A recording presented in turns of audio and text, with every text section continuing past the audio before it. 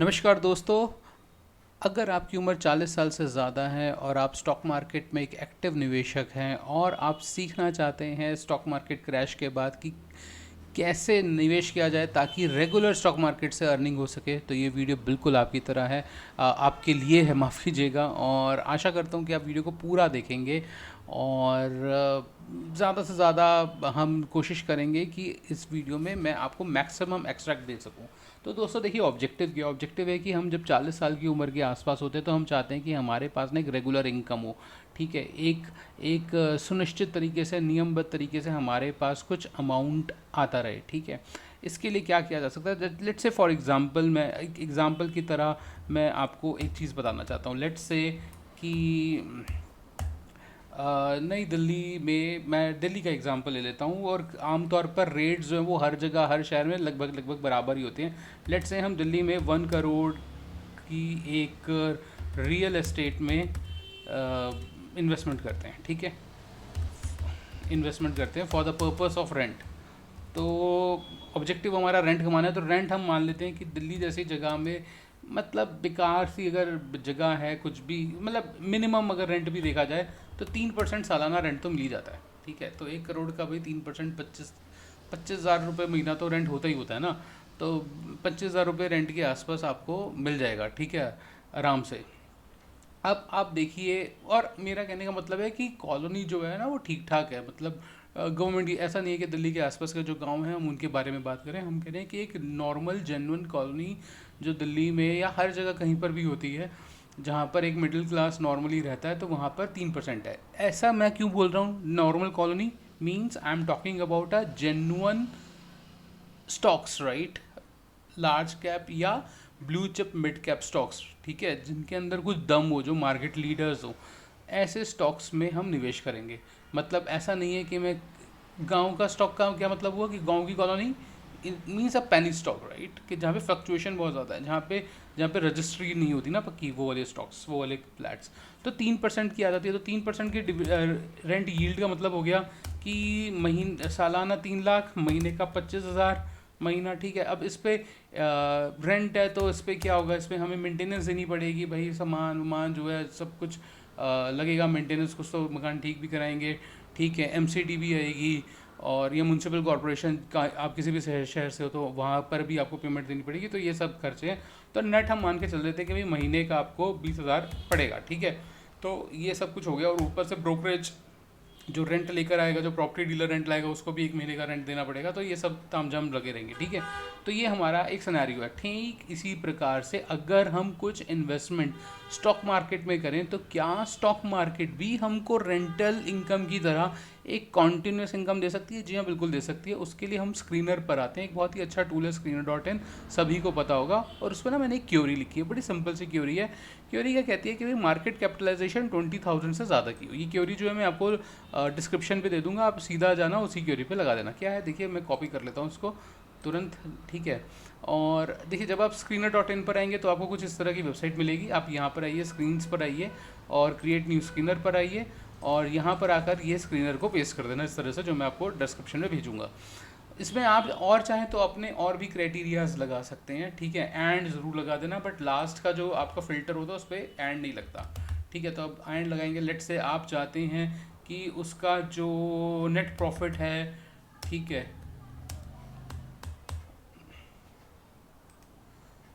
Net profit जो है वो, अब देखिए यहाँ पर क्या लिखा हुआ है, net profit in 12 months in crore, right? तो नेट प्रॉफिट जो है वो 100 करोड़ से ऊपर का होना चाहिए। ठीक है, तो हमने ये भी लगा दिया फिल्टर कि भाई नेट प्रॉफिट जो है 100 करोड़ से ऊपर का होना चाहिए, तभी हम उसको कंसिडर करेंगे, नहीं तो करेंगे। तो ये कंपनीज आ रही है, तो 10 ही कंपनी। ठीक है, इस प्रकार से आप अपने और भी रिक्वायरमेंट जो आपको लगती है वो देख सकते हैं। ढेरों वीडियोस पड़ी हैं स्क्रीनर पर, कि स्क्रीनर कैसे लिखते हैं, क्या करते हैं। और अगर आप चाहते हैं कि मैं इस पर वीडियो बनाऊँ तो मैं वो भी बना दूंगा, आप कमेंट में लिख दीजिएगा। तो यहाँ पे देखिए, हमने जब करा तो हमारे पास 10 कंपनीज आई। क्या क्या फिल्टर है उसको समझना जरूरी है कि मार्केट कैपिटलाइजेशन 20,000 करोड़ या उससे अधिक। अब आप कहेंगे भाई 20,000 करोड़ क्या, 20,000 करोड़ तो बहुत छोटी कंपनी होती है। नहीं दोस्तों, अगर हमने 20,000 करोड़ छोटी कंपनी ली है तब भी तो 10 ही कंपनीज आई है ना, ज़्यादा कंपनीज तो आई नहीं, क्योंकि हमारा क्राइटेरिया ही इतना स्टैंडर्ड्स, हमारे स्टैंडर्ड्स आई हैं कि छोटी कंपनी में भी ढंग की कंपनी तो आए, है ना, आलतू फालतू कंपनी ना आए। ठीक है, तो 20,000 करोड़ मैं इसमें अगर मैं देखिए 15,000 भी करूँगा तो मुश्किल से पाँच चार पाँच कंपनीज और ऐड हो जाएंगी, इससे ज़्यादा नहीं हुई। जबकि 15 से 20,000 करोड़ के बीच में बहुत सारी कंपनीज हैं, मगर उसमें से मुश्किल से चार पांच कंपनीज ही ऐड होंगी। ठीक है, अगर लेट से आई मेक इट 17,000, क्यों रखा 17,000? 2 बिलियन अमाउंट है, और 2 बिलियन है दोस्तों, सच बात बताऊँ तो बहुत बड़ा अमाउंट है। 2 बिलियन US डॉलर्स के लिए दुनिया की कई कंट्रीज, राइट, कई छोटी छोटी कंट्रीज मरे जा रही हैं, लड़े जा रही हैं 2 बिलियन US डॉलर्स के लिए, है ना। तो 2 billion US dollar is not a क्या कि 17,000 करोड़ रुपए ये हो गया। अब देखिए दूसरा क्या, return on equity. Return on equity must be greater than 15%, है ना। रिटर्न ऑन इक्विटी जो है वो 15% से ज़्यादा होनी चाहिए, ठीक। और 15% से क्यों? रिटर्न ऑन इक्विटी क्या है कि भाई हम जो पैसा लगा रहे हैं उस पर कितना परसेंट मिल रहा है, तो 15% रिटर्न ऑन इक्विटी एक अच्छी कंपनी होती है। ऑल दो अगर वो 20 है तो बहुत ज़्यादा है, ठीक है, बहुत बढ़िया है। अच्छा, डेप्ट टू इक्विटी, डेप्ट होती है उधारी। देखिए मेरे को ना उधारी ज़्यादा पसंद नहीं है, ऑल दो मैं चाहता तो था 0.75 रखना, मगर ऐसे करने से क्या होता है कि कुछ कंपनीज़ हैं बड़ी, वो मिस आउट हो जाती हैं, ठीक है। और वो कुछ सरकारी कंपनीज़ हैं जो उनका नेचर ऑफ बिज़नेस ही ऐसा है कि उधर उधारी रहती है, ठीक है। तो इसलिए मैंने फिर इसको 1% कर दिया। अगर आप चाहते हैं तो उसको 0.75 भी कर सकते हैं। डेप्ट टू इक्विटी में तीसरे क्राइटेरिया की बात कर रहा हूँ, तो तीसरा फिल्टर लगाया मैंने। उसके बाद है डिविडेंड यील्ड 3%, यानी कि डिविडेंड यील्ड, रेंटल इनकम 3% थी तो मैंने 3% लगा दी। आप ज़्यादा चाहते हैं तो ज़्यादा ले सकते हैं, कम चाहते हैं तो कम ले सकते हैं, बट मैं कहूँगा 3% से तो कम तो क्या ही रखेंगे ना, रेंट के करस्पॉन्डिंग तो आना चाहिए ना, नहीं तो उतना रेंट से ही आ जाएगा। और अगर मैं नेट प्रॉफिट करूं तो नेट प्रॉफिट 100 करोड़ है, वो सब ऑप्शनल है। तो मेरे पास ये कुछ 10 कंपनीज आ जाती हैं, ये बेहतरीन कंपनीज है। देखिए Coal India, Castrol, ITC, Nippon Life, BPCL, कितने 33,000 करोड़ की कंपनी है sir Nippon Life, right. BPCL मतलब 1.25 लाख 1 लाख करोड़ से ऊपर की कंपनी। कोल इंडिया 2 लाख करोड़ से ऊपर की कंपनी है। HCL टेक्नोलॉजी 4.5 लाख करोड़ से ऊपर की कंपनी है ना। तो ITC देखिए आप 5 लाख करोड़ से ऊपर की कंपनी है। मतलब आप देखिए मैंने आगे का अमाउंट ही नहीं बताया, वो 8500 करोड़ का है ना। मैंने 5 लाख से ऊपर की कंपनी बोल दी, वो 8500 करोड़ का ऊपर का अमाउंट है। और बाकी पीछे का देखिए 91 lakh means it self 1 crore rupees, वो तो बात ही नहीं हो रही कुछ, ठीक है। तो वो these all are the mammoth, right. अब इनका आप देखिए ROE कितना बढ़िया है, एक एक कंपनी का ROE आप देखिए, इनकी डेप्थ देखिए सब कंट्रोल में है, इनकी प्रमोटर होल्डिंग देखिए सबसे बढ़िया। बस ITC की मेरे को प्रमोटर होल्डिंग क्या ही बोलें इस बारे में। और यहाँ पे देखिए सब ठीक ही है, मतलब ये थोड़ी सी कम है, मैं मतलब 50% पे नहीं जाऊँगा, बट 60% प्लस में तो मेरे को कोई दिक्कत ही नहीं है, ठीक है। BPCL भी ऑल तो 50% है, बट ये 52 देखेंगे बाकी किसके पास है। कुछ कोई भी शेयर प्लेज नहीं है, यानी कि गिरवी नहीं रखा, यानी कि आप ऐसी कोई प्रॉपर्टी नहीं ले रहे जो डिस्प्यूटेड हो, राइट, उस पर प्लेजिंग नहीं है कुछ भी। और EPS ग्रोथ आप देखिए बढ़िया, तो इसमें मैं इस कंपनी को NMDC को हटा दूंगा क्योंकि इसकी EPS ग्रोथ बढ़िया नहीं है। मैं बाकी कंपनीज को रखूँगा, ठीक है। EPS ग्रोथ के मामले में 3% की EPS ग्रोथ, और तो बढ़िया है ना ये। अब ये जो कंपनीज़ हैं, ये कंपनीज मेरे पास निकल गई। इन कंपनीज़ को जब मैं अपने फ़िल्टर पे लगाऊंगा तो मैंने लगा रखी है। अच्छा ठीक है, मैं थोड़ा निफ्टी के बारे में बताता हूँ जो हमारे नए दर्शक हैं। तो देखिए दोस्तों, ये निफ्टी का चार्ट है जो मैं बहुत पहले से लगभग अक्टूबर के महीने से ही मैं आप लोगों के साथ ट्रैक कर रहा हूँ। लगभग कोई अगस्त के आसपास मैंने यूट्यूब चैनल बनाया था, और उस वक्त मैं निफ्टी के बारे में कोई प्रोडक्शन नहीं देता था। मगर ये जो निफ्टी का चैनल है, ये जो निफ्टी का चार्ट है, ये मैं पिछले साल यानी कि 2024 मार्च के आसपास से ही बनाता जा रहा हूँ, ट्रैक करता जा रहा हूँ। और ये हमारे कुछ लेवल्स हैं। अब देखिए ये जो लेवल्स हैं ना, इस लेवल्स को भी हम देखेंगे। तो निफ्टी की आप बहुत सारी वीडियोस पढ़ी हैं, आप जाइए हमारे यूट्यूब चैनल पे और आप देखेंगे तो निफ्टी की वीडियोस आपको मिल जाएंगी। तो फिलहाल इस वक्त निफ्टी हमारा कंटेंट नहीं है, ठीक है। बट आप देखिए हमारे जो चैनल्स हैं, हमारे जो वैल्यूज़ हैं, उसको वो करस्पॉन्डिंगली मतलब मूव कर रहा है हमारी वैल्यूज़ के आसपास से ही, ठीक है। अब देखिए ये हमने बोला था कि यहाँ से नीचे जाएगा, बिल्कुल नीचे गया यहाँ से, ठीक है। तो देखते हैं बाकी क्या था। हमने बोला था ये ट्रैप डिमांड है, ये पूरी की पूरी डिमांड ट्रैपिंग की थी। खैर जो भी है, अब हम क्या करते हैं, आगे अपने इन चैनल्स पे जाते हैं और फटाफट से अपने इंडेक्सेस पे देखते हैं कि क्या क्या लग रहा है, ठीक है। तो अब देखिए हमारे इंडेक्स पर अगर हम यहाँ पे आएँ तो मैं इसको मंथली व्यू कर लेता हूँ। और BPCL के रिगार्डिंग हम अपने चैनल पे ऑलरेडी एक वीडियो बना चुके हैं, आशा करूँगा आपसे कि आप उस वीडियो को ज़रूर देखेंगे। और अगर मैं अपने चैनल पे देखूँ तो देखिए अभी नहीं है, मेरे हिसाब से इसमें करेक्शन ज़रूर आएगा BPCL में, ठीक है, बनता है करेक्शन आना, ठीक है। BPCL में अभी ऑल दो अगर आपसे बात की जाए तो ये देखिए ये ना एक एक जोन तो ठीक है, यहाँ से रिकवरी आती है, मगर थोड़ा सा नीचे गया ना तो ये बढ़िया नीचे जाएगा। अगर ये यहाँ से हल्का सा नीचे गया तो मतलब अगर ये लेवल कुछ टूटा तो ये सीधा नीचे जाएगा। अभी अभी मतलब अभी बादल छटे नहीं है अभी, समस्या होगी, है ना। लेना होगा हम ऊपर खरीद लेंगे, मगर यहाँ पर अगर फंस गए ना दोस्तों तो आपका पैसा ऐसा पार्क होगा आप सोच भी नहीं पाओगे। बीपीसी सरकारी कंपनी है पूरी प्रॉपर, ठीक है। तो थोड़ा ध्यान से, मतलब मेरे को तो ये अमाउंट भी थोड़ा ज़्यादा लगता है अगर सही बात बताऊँ तो। ये अमाउंट है जो है ना 900 के आसपास का, वो चलिए ठीक है, अभी मैं उस पर जा नहीं रहा हूँ। तो फिलहाल अभी कोई रिकमेंडेशन नहीं है, स्टॉक रिकमेंडेशन, सिर्फ एक एजुकेशन के लिए कि कैसे हम देखते हैं, ठीक है। तो देखिए मेरा मेरा मानना क्या है, ये जो ग्रीन लाइन है ना नीचे वाली दोस्तों, ये देखिए मैं अपना सीक्रेट भी रिवील कर रहा हूँ आपके साथ कि मेरा क्या सेटअप है। बिल्कुल सिंपल सेटअप है और साधारण सेटअप ही काम करते हैं। क्या, ये जो ग्रीन लाइन है ना ये अट्रैक्ट करती है पैसे को, ये अपने एवरेज को अट्रैक्ट करती है। ऊपर से नीचे आ रहा है अट्रैक्ट हो गया, यहाँ से नीचे आया अट्रैक्ट हुआ करेक्ट हुआ, यहाँ से आया नीचे अट्रैक्ट हो गया करेक्ट हुआ, यहाँ से आया नीचे करेक्ट हो गया अट्रैक्ट हुआ। मंथली कैंडल एक है, अट्रैक्ट करके खींचेगी।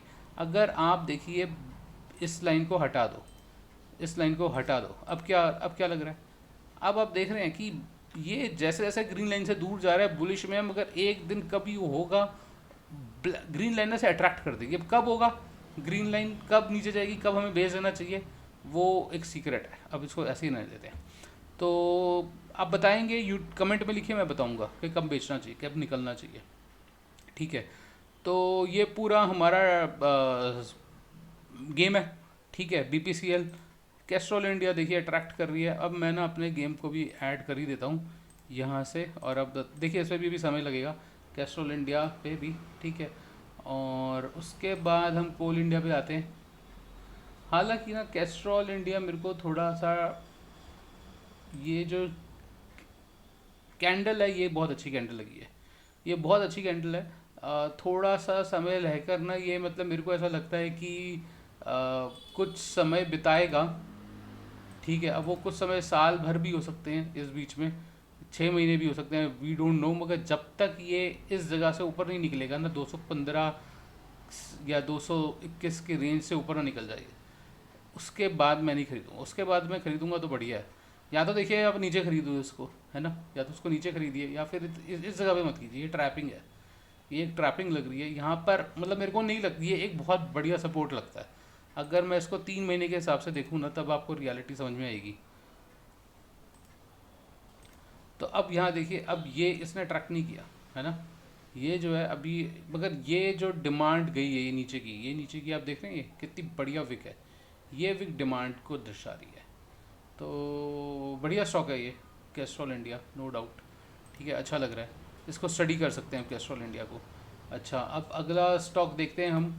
तो अगला स्टॉक हमारे पास कोल इंडिया आ गया। कोल इंडिया के रिगार्डिंग तो मैं बहुत सारी वीडियोस पहले भी बना चुका हूँ, ठीक है। और ये देखिए हमने लेवल्स भी बताए थे। अभी समय नहीं है, मगर एक अच्छा स्टॉक है। और इन स्टॉक्स को ना देखिए नीचे ही पकड़ने में फ़ायदा है, प्रॉपर्टी जितनी सस्ती मिले उतना ही अच्छा रहता है ना।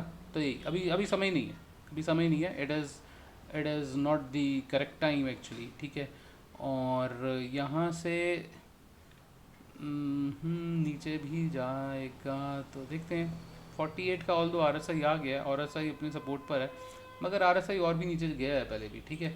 एस सी एल देखते हैं। तो एस सी एल टेक्नोलॉजी भी एक देखिए डाउन ट्रेंड तो एच सी एल टेक्नोलॉजी का नहीं लग रहा है ये, क्योंकि नीचे भी इधर भी मंथली डोजी बनी है, बहुत स्ट्रॉन्ग सिग्नल होता है मंथली डोजी का, ठीक है। और देखा जाएगा आगे, अभी देखते हैं। एच सी एल टेक्नोलॉजी में डिटेल्ड वीडियो बनाएंगे, इसको कंसिडर करेंगे। काफ़ी स्लो मूविंग स्टॉक लगता है तो उसे पता नहीं, मगर डिविडेंड तो बहुत अच्छा देता है ना, एक मंथली इनकम के हिसाब से सही है।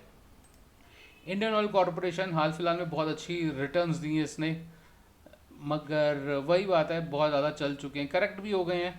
अब आगे देखेंगे क्या होता है क्या नहीं होता, मगर करेक्शन बहुत ज़्यादा आ चुका है। अब देखिए हमने ये ना लेवल बनाया था, ये लेवल अब मेरे को बिल्कुल याद भी नहीं आई ओ सी एल पे मैंने कब एक वीडियो बनाई थी और उस पर कब ये लेवल लिखा होगा, आ गई ना वीडियो। और ये पता है कब कब वीडियो होगा, ये मेरा वीडियो होगा कोई देखना ही पड़ेगा, है ना।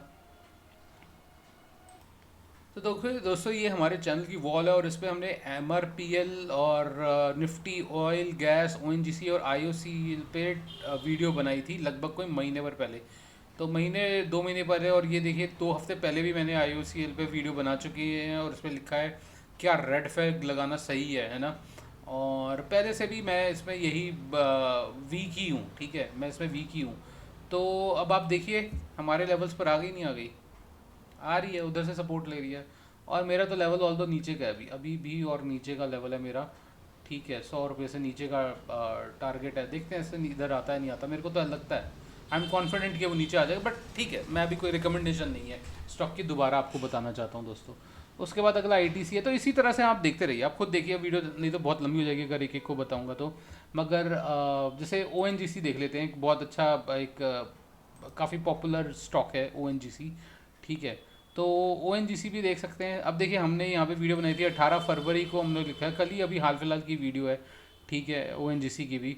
और हमारे कुछ लेवल्स हैं, देखते हैं उस पर क्या होता है, ठीक है। बट ये ऑल दो मैं डाउन ट्रेंड नहीं कहूँगा, इसको डाउन ट्रेंड नहीं कहूँगा, ये अभी भी प्राइस करेक्शन भी है। मंथली लेवल पे देखूँ तो प्राइस करेक्शन ही दिखाई देगा, ये डाउन ट्रेंड नहीं दिखाई देगा, ठीक है। और लंबी अवधि के लिए बल ऐसा नहीं है कि आप निकालें, और अभी अभी समय है, अभी समय दीजिए, अभी बहुत समय मिलेगा आपको, अभी बहुत चांसेस मिलेंगे एंट्री के, ठीक है, मेरे को ऐसा लगता है। और मैं बताना चाहता हूँ मैं से भी रजिस्टर्ड एडवाइज़र भी नहीं हूँ, ठीक है। तो इस वीडियो में इतना ही रखते हैं दोस्तों। आशा करता हूँ कि आपको वीडियो पसंद आई होगी। अगर आपको वीडियो पसंद आई है और आपको हमारा एफर्ट समझ में आया है, तो आप हमारा यूट्यूब चैनल ज़रूर सब्सक्राइब कीजिएगा और इस वीडियो को लाइक भी कर दीजिए। दोस्तों वीडियो को अंत तक देखने के लिए बहुत बहुत धन्यवाद।